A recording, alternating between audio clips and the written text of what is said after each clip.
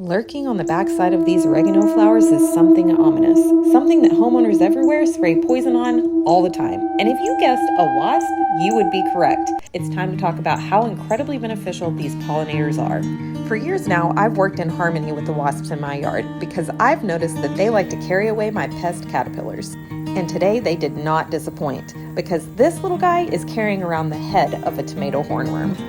At first, I was a little confused about what it was eating, but then I noticed that this other wasp here was working on the body of the hornworm. And if you've been following me for a while, you know that I am an insecticide and pesticide-free gardener.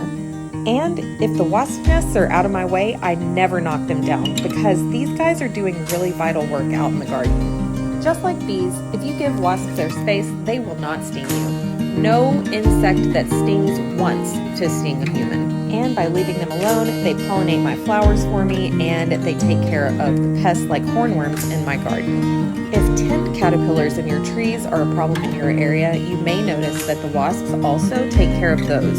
So if you have any out-of-the-way wasp nests, please consider leaving them alone in your garden and please don't spray any poison on them. Without pollinators of all kinds, even ants, the world would be a much less fertile and abundant place. This is so wild though. Look at this guy eating this caterpillar.